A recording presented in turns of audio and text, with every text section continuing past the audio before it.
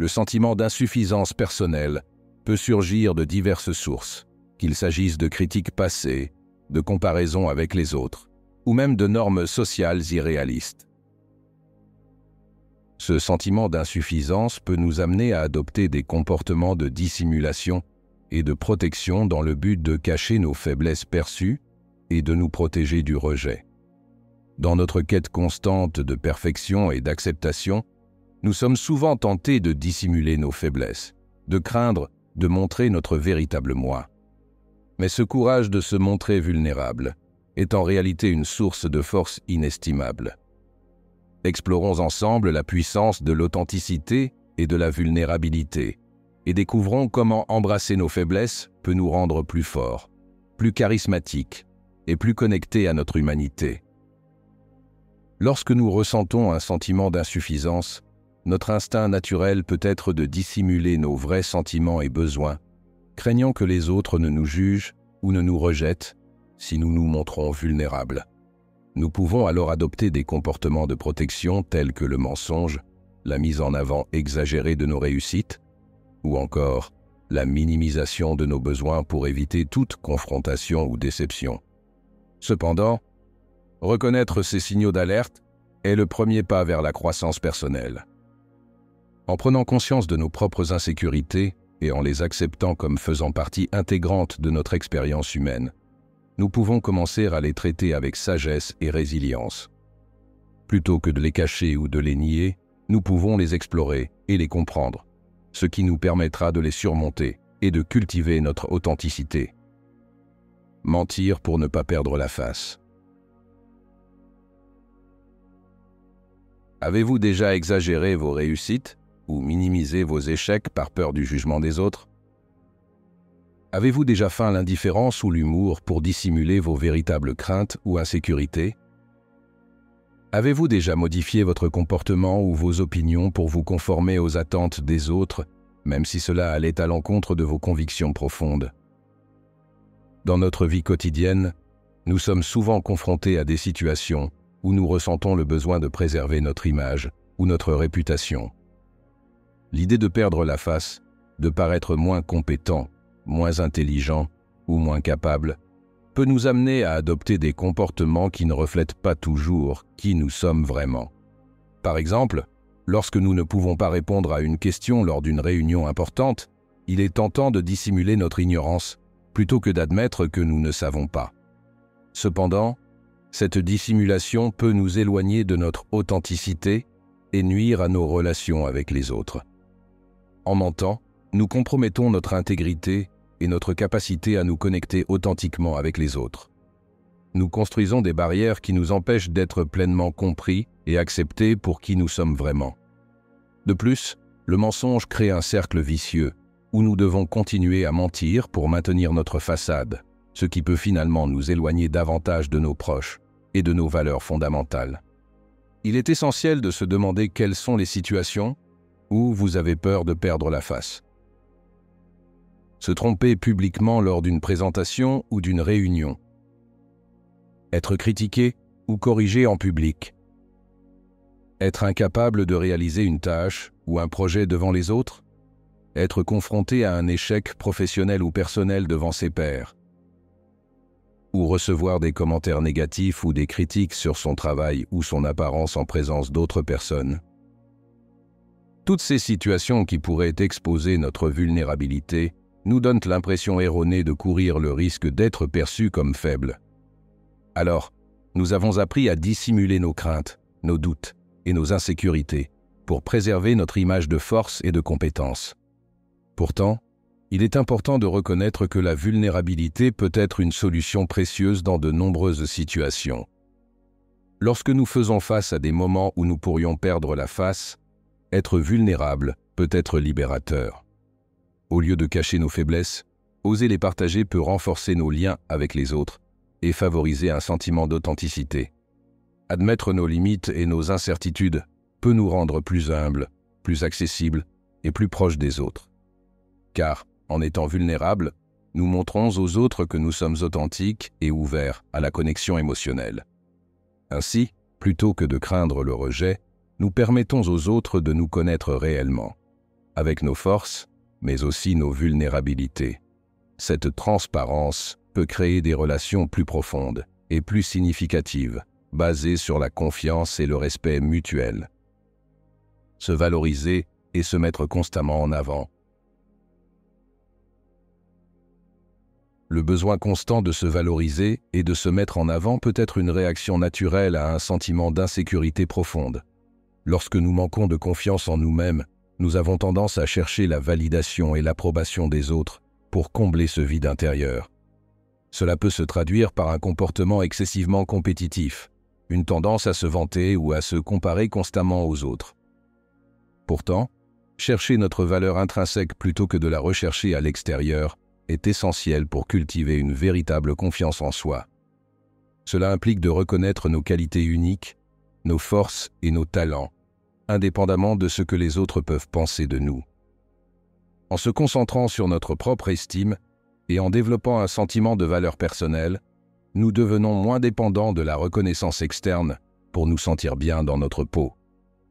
Plutôt que de chercher à impressionner les autres ou à nous mettre en avant de manière artificielle, nous exprimons nos opinions, nos idées et nos besoins de manière sincère et respectueuse. Cette authentique affirmation de soi attire souvent le respect et l'admiration des autres, car elle témoigne d'une force intérieure et d'une assurance véritable. Ainsi, nous comprenons que notre valeur ne dépend pas de nos succès ou de nos échecs, mais de notre intégrité et de notre authenticité en tant qu'êtres humains. Connaissez-vous ce collègue qui a tendance à toujours se mettre en avant, à monopoliser les discussions avec ses propres réalisations et à exagérer son rôle dans les projets de l'équipe? À chaque fois qu'une discussion tourne autour des projets en cours, il trouve un moyen subtil mais évident de glisser ses propres contributions, souvent en les exagérant légèrement. Il prend la parole pour décrire en détail comment il avait dirigé l'ensemble d'un projet, prenant tout le mérite pour son succès. Il souligne chaque petite décision qu'il avait prise, chaque obstacle qu'il avait surmonté, comme si le projet entier était le fruit de son seul travail. Peut-être qu'il cherche désespérément à prouver sa valeur aux yeux des autres, ou qu'il a besoin d'une validation constante pour se sentir bien dans sa peau. Quelle que soit la raison, cette tendance à se valoriser de manière excessive devient agaçante, et cette attitude peut être perçue comme de l'arrogance et du narcissisme, plutôt que comme de la confiance en soi, en cherchant constamment à être le centre d'attention et à se sentir supérieur aux autres. Il est essentiel de trouver un équilibre sain entre la confiance en soi et l'humilité. Se valoriser est important, mais cela doit se faire de manière authentique et respectueuse envers les autres. Cela signifie reconnaître ses réussites sans écraser celles des autres, et être capable de partager le mérite avec ceux qui ont contribué au succès commun. C'est ainsi que nous cultivons des relations solides et un environnement de travail harmonieux, où chacun se sent valorisé et respecté. Trouver des prétextes pour ne pas s'affirmer. L'utilisation de prétextes imaginaires pour éviter les situations perçues comme menaçantes pour notre estime de soi est une stratégie courante pour se protéger contre les risques perçus de rejet, d'échec ou de jugement négatif. Ces prétextes agissent comme des mécanismes de défense pour dissimuler nos craintes et nos vulnérabilités, nous permettant de maintenir une façade de contrôle et de sécurité. Par exemple, lorsqu'une opportunité se présente qui pourrait nous pousser hors de notre zone de confort, comme prendre la parole en public ou proposer une idée audacieuse en réunion, nous pourrions invoquer des prétextes tels que « je suis trop occupé en ce moment » ou « ce n'est pas le bon moment pour moi », pour éviter d'affronter nos peurs et nos doutes. Ces excuses nous offrent une échappatoire temporaire pour éviter de nous confronter à nos propres limites et vulnérabilités. De même, dans les relations interpersonnelles, nous pouvons utiliser des prétextes imaginaires pour éviter les confrontations ou les conversations difficiles. Par exemple, plutôt que d'exprimer directement nos besoins ou nos frustrations, nous pourrions dire « je suis fatigué » ou « je dois partir tôt » pour éviter les conversations inconfortables. Ces prétextes nous permettent de maintenir une distance émotionnelle et de protéger notre estime de soi en évitant les conflits potentiels ou les confrontations. À l'inverse, plutôt que de fuir les situations dites dangereuses pour l'estime de soi, une personne avec une estime de soi fragile, mais en apparence élevée, peut adopter des comportements qui semblent viser à briller dans les domaines où elle pense pouvoir impressionner les autres. Cette stratégie est souvent utilisée pour dissimuler ses propres vulnérabilités et incertitudes, en créant une façade d'assurance et de compétence. Par exemple, une personne qui se sent profondément insécurisée peut choisir de parler constamment de ses exploits en musique ou de sa collection de Lego. Elle peut également chercher à dominer les conversations en imposant ses opinions ou en monopolisant l'attention, dans le but de masquer ses propres doutes et incertitudes. Cette stratégie peut sembler efficace à court terme pour maintenir une image de soi positive et pour obtenir l'approbation des autres. Cependant, à long terme, elle peut être contre-productive, car elle repose sur une base fragile et artificielle qui ne peut pas soutenir une estime de soi authentique et durable. En se concentrant uniquement sur l'apparence de la confiance en soi, plutôt que sur sa véritable source, cette personne risque de s'épuiser et de compromettre ses relations avec les autres, en essayant de maintenir cette façade. Tout cela pour dire que, pour cultiver une estime de soi plus solide et authentique, il est essentiel de reconnaître et d'accepter nos propres vulnérabilités et doutes. Ainsi, plutôt que de fuir ou de chercher à dominer les conversations, nous pouvons développer une véritable confiance en nous en étant honnêtes et authentiques dans nos interactions. Cela implique d'être à l'aise avec nos forces et nos faiblesses, et de reconnaître que la véritable force réside dans notre capacité à être nous-mêmes, vulnérabilité comprise. Utiliser l'humour pour détourner l'attention de nos vraies faiblesses. L'utilisation de l'humour pour détourner l'attention de nos véritables faiblesses est une stratégie courante pour dissimuler notre vulnérabilité. En faisant des blagues ou en adoptant un ton léger pour aborder des sujets sensibles, nous espérons souvent éviter de nous sentir exposés ou jugés. L'humour peut servir de mécanisme d'adaptation pour atténuer l'inconfort émotionnel lié à une situation qui nous expose. Connaissez-vous cette personne qui, souvent stoïque et facétieuse, minimise les situations sérieuses, évite de prendre position et préfère suivre le consensus plutôt que de prendre des décisions par elle-même? Elle semble toujours avoir une réponse enjouée ou une plaisanterie à portée de main, comme si elle essayait de garder une distance émotionnelle avec les situations sérieuses ou inconfortables. Par exemple, lorsqu'elle est confrontée à une décision difficile ou à une discussion délicate, elle préfère souvent suivre le consensus ou l'opinion des autres plutôt que de prendre position elle-même. Plutôt que d'exprimer ses propres pensées ou préoccupations, elle choisit de plaisanter sur le sujet et de détourner l'attention avec des blagues légères. Bien que les gens semblent apprécier son humour, certains peuvent ressentir un malaise face à son refus de s'engager dans la discussion de manière sérieuse. Cette tendance à éviter les conversations sérieuses ou à suivre passivement les autres peut avoir un impact sur sa crédibilité et sa relation avec son entourage, risquant d'être perçu comme superficiel ou peu fiable lorsqu'il s'agit de prendre des décisions importantes ou de traiter des questions sensibles. En évitant constamment de prendre position et en utilisant l'humour comme bouclier émotionnel, nous finissons par compromettre notre capacité à être pris au sérieux et à être considéré comme un leader efficace. Cet exemple illustre comment l'utilisation excessive de l'humour pour éviter les situations inconfortables peut finalement nuire à notre crédibilité et à nos relations interpersonnelles. Au lieu de nous protéger de la vulnérabilité, cela peut nous éloigner des autres et nous empêcher de nous connecter authentiquement avec eux. Mais comment s'accepter pleinement? La solution réside dans l'initiative de partager nos vulnérabilités afin de calibrer notre sensibilité au risque de rejet social.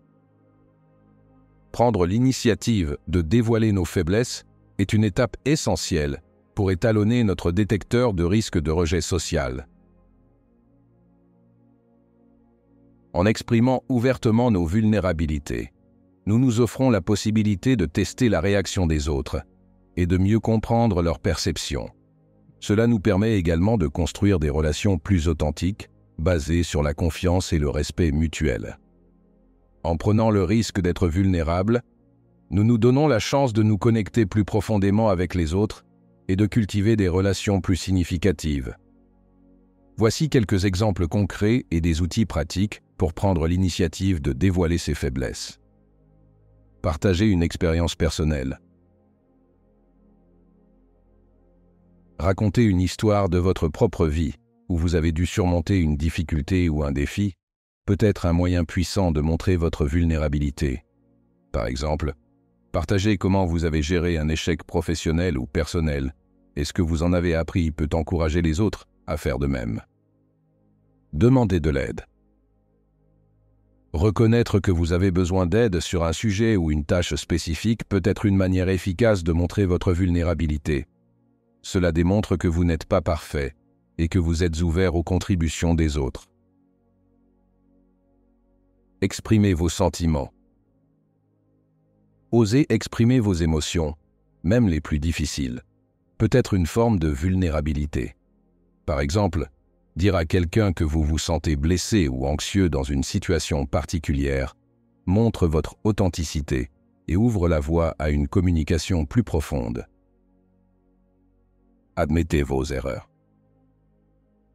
Reconnaître lorsque vous avez commis une erreur et présenter des excuses sincères est une façon de montrer votre vulnérabilité. Cela montre que vous êtes humain et que vous êtes prêt à assumer la responsabilité de vos actions. Posez des questions ouvertes. Encourager les autres à partager leurs propres expériences et opinions en posant des questions ouvertes peut créer un environnement propice à la vulnérabilité. Cela montre que vous êtes intéressé par les perspectives des autres et que vous êtes disposé à écouter. En embrassant notre vulnérabilité, nous découvrons une source insoupçonnée de charisme. En effet, c'est lorsque nous avons le courage de nous montrer authentiques, avec nos forces et nos faiblesses, que nous devenons vraiment accessibles et humains aux yeux des autres. Car la vulnérabilité nous rend authentiques, nous permettant de nous connecter plus profondément avec les autres et de créer des relations empreintes de sincérité. En fin de compte, c'est dans notre vulnérabilité que réside notre véritable pouvoir, car c'est là que se trouve la force, la compassion et la vraie beauté de l'âme. J'espère que cette exploration vous permettra de mettre en perspective la notion de vulnérabilité et d'embrasser cet aspect de vous-même afin de mieux vous connecter avec les autres. Merci et à bientôt.